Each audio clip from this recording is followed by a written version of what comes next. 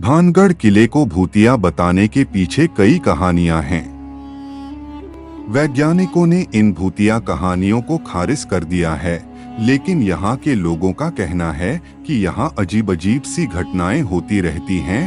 भानगढ़ का किला भारत के सबसे भूतिया स्थान के नाम से जाना जाता है और यह किला तभी शायद सबसे बड़ा अनसुलझा रहस्य बना हुआ है। रहस्यमय होने की वजह से यह जगह कई लोगों का ध्यान अपनी ओर खींचती है। यहाँ की भूतिया कहानियों के कारण काफी टूरिस्ट इसे अपनी ट्रैवलिंग लिस्ट में जरूर रखते हैं। इस जगह को लेकर कुछ जिज्ञासु यात्री यहाँ मौजमस्ती करने आते हैं तो कुछ निराश होकर लौट जाते हैं। अगर आप भी इन यात्रियों में एक हैं तो जल्दी से इस किले में घूमने का प्लान जरूर बनाएं।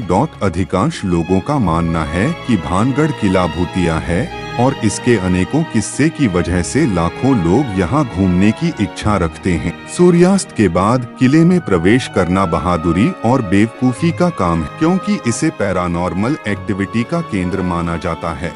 यही वजह है कि आर्कियोलॉजिकल सर्वे ऑफ इंडिया ने रात को यहाँ जाना बैन किया है।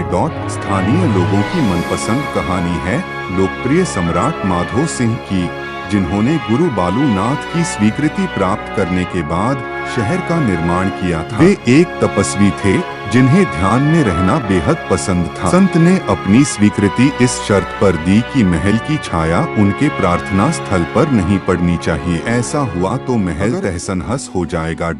जब महल का निर्माण पूरा हुआ तो उसकी छाया संत के प्रार्थना स्थल पर पड़ गई और भानगढ़ उसी समय तहस-नहस हो गया। संत के क्रोध को झेलने के बाद भानगढ़ तुरंत एक शापित शहर में बदल गया और इसे फिर से नहीं बसाया जा सका, क्योंकि इसमें कोई भी संरचना कभी भी जीवित रहने में कामयाब नहीं हुई। हैरानी की बात तो यह है कि बालूनाथ का तपस्या स्थल अभी भी खंडहर अवस्था में देखा जा सकता है। वैज्ञानिक भानगढ़ की कहानियों को खारिज करते हैं, लेकिन गांव के लोग अभी भी इस किले को भूतिया मानते हैं।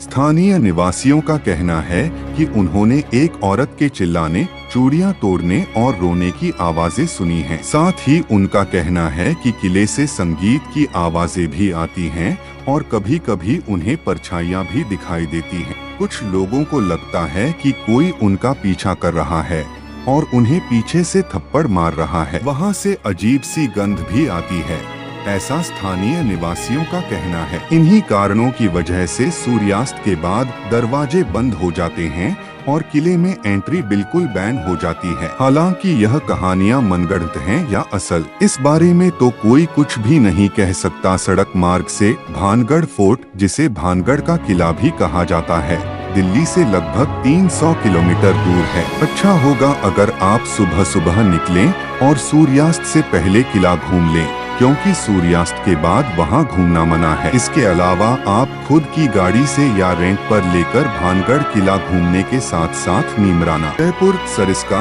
अलवर भी घूम सकते हैं।